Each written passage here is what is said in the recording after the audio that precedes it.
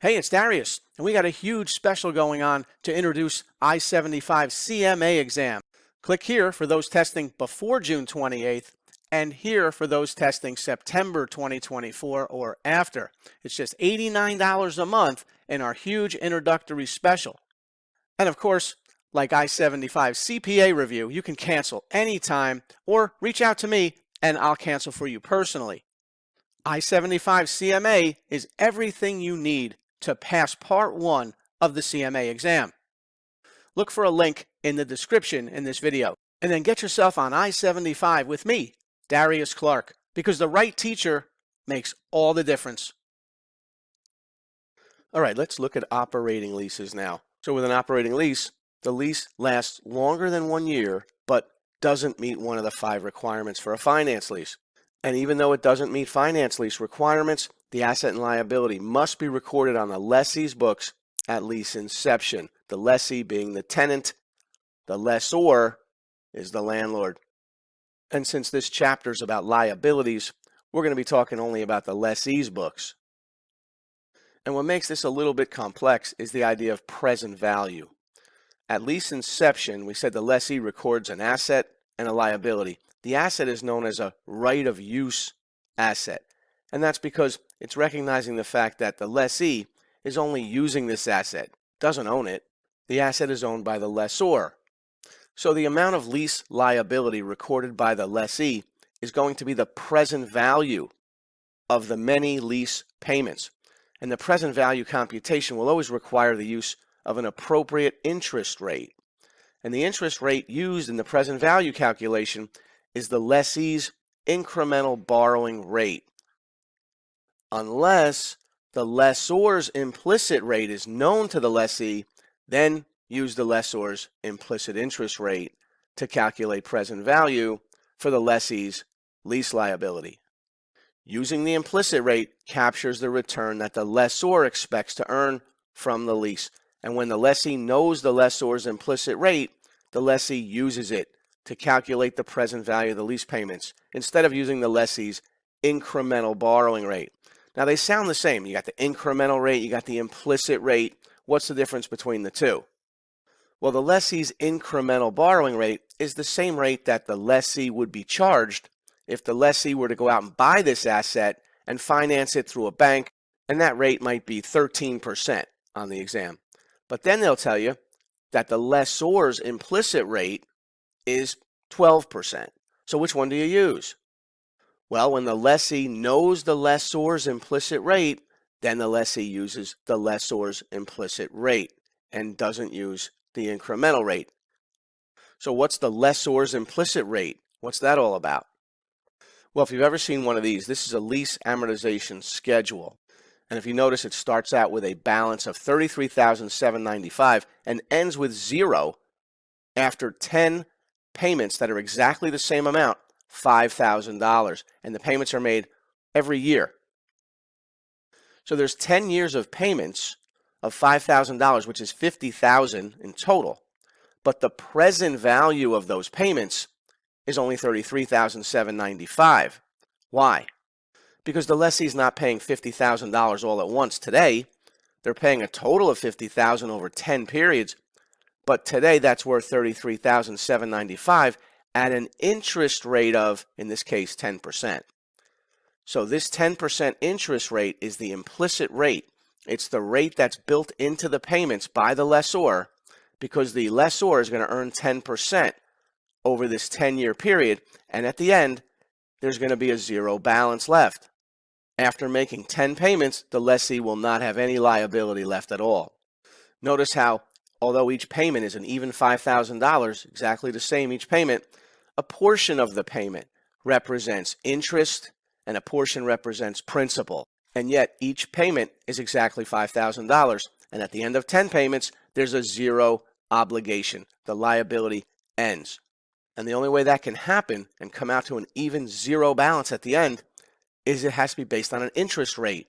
In this case, it's based on a 10% rate. And whatever rate that is that's built into the amortization schedule, that's known as the implicit rate. And if the exam tells you that the lessee knows what the implicit rate was that was used to build the amortization table, then use the implicit rate to calculate the lessee's lease obligation and right of use asset. If the lessee does not know what this rate was that was used to build the table, that's when the lessee uses the incremental borrowing rate. The lessor would always use the implicit rate because the lessor knows the rate that's used to build the table because the lessor makes the table. In any lease, the lessor creates this amortization schedule and gives a copy of it to the lessee, usually on day one, and that's why the lessee is usually aware of the implicit rate, because the lessor hands a copy of this schedule to the lessee. So that's why the lessee normally would use the implicit rate. But if on the exam the lessee does not know about the implicit rate, then the lessee would have to use the lessee's incremental borrowing rate. Also, look at the date of the first payment, right there on 1/1/1. So the lease starts on 1/1/1, and the first payment is immediate on 1/1/1. So that $5,000 payment is only principal. There's no interest on that first payment. Why? Because interest requires time. And if you make an immediate first payment, then that payment is principal only, and it would reduce the lease liability by the full amount of the payment. And that's what happens here on 1/1/1, because the first payment is all principal. So notice how the first payment is immediate, and we reduce the lease obligation by the full amount of the payment. But then the next payment that's made on 1/1/2, a whole year went by, so now a portion of that second payment is interest and a portion is principal. How do we know how much of that second payment is interest? Well, it's a 10% interest rate. So take the lease balance, which is $28,795, multiply by whatever interest rate is being used. In this case, the implicit rate is being used, 10%, and that's interest of $2879.5. So that portion of the $5,000 payment is interest, and the balance of that $5,000 payment represents reduction of the lease liability. And after that payment on 1/1/2, the lease liability is down to $26,674.50. So then on the next payment on 1/1/3, we would start with the lease obligation of $26,674.50 multiplied by the 10%, and the interest portion of the payment from 1/1/3 would be $26,6745, and the balance of the payment would be principal.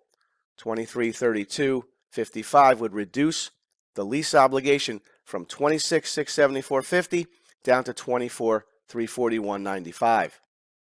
And we'll continue to do this all the way down until there's no more payments, and we end with a zero lease obligation. So all the payments are the same, $5,000. Each payment consists of an interest portion and a principal portion. We reduce the lease liability by the principal portion, by the amount of the payment that doesn't represent the interest. And then at the end, we have a zero balance. And the only way this works is if we build the schedule around an interest rate. And that interest rate, in this case 10%, allows us to calculate the interest portion of each payment. Now, the difference between operating lease rules and finance lease rules is that we don't separately recognize interest expense in operating leases. So you see this interest column here? We're going to calculate the interest, each payment, but we're not going to recognize interest expense separately under operating lease rules. The only expense under operating leases is the $5,000 payment, which we're going to call lease expense. So very important, under operating lease rules, we have to calculate the interest, but we don't separately recognize the interest. Why do we have to calculate the interest then? Because we need to know the interest portion of the payment so we can reduce the carrying amount of the lease liability. Because otherwise, we would be tempted to reduce the carrying amount of the lease liability by the $5,000 every payment. And we can only do that the first time if there's an immediate payment, because if there's an immediate payment, then it's principal only. There's no interest because interest requires time. So after that immediate payment, we reduce the lease liability by $5,000 because there was no time that went by from day one when we signed the lease agreement to day one when we made the first payment. So now the lease obligation is down to $28,795 instead of $33,795. So when we have another payment on 1/1/2, a full year goes by, 10% interest is applied to the balance of $28,795, and we reduce the lease obligation by the amount of this second payment that doesn't represent interest. And if interest is the $2879.50, we reduce the carrying amount of the lease obligation by the $2120.5. That's the amount of the payment that doesn't represent interest. So for operating leases, yes, we have to calculate the interest so that we can reduce the right amount of lease obligation, but we don't separately recognize interest under operating lease rules. The only expense on the income statement under operating leases is what? Lease expense. And that would be $5,000 each year, the amount of the lease payment. All right, let's try this. Which interest rate should be used by the lessee in the present value calculation of an operating lease? A says the lessee's incremental borrowing rate, always. No. B, the lessee's incremental borrowing rate unless the lessor's implicit rate is known. Yes. C, the lessor's implicit rate, always. No, because if it's not known to the lessee, then the lessee wouldn't be able to use it. D, the lessor's implicit rate if higher than the lessee's incremental borrowing rate. No.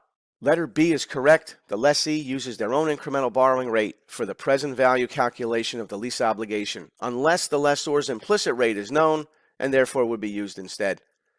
This approach ensures the calculation reflects the most accurate cost of borrowing for the lessee, given the available information. All right, in operating leases, the expenses that appear in the lessee's income statement include, and if you think you know, leave me the answer in the comments section.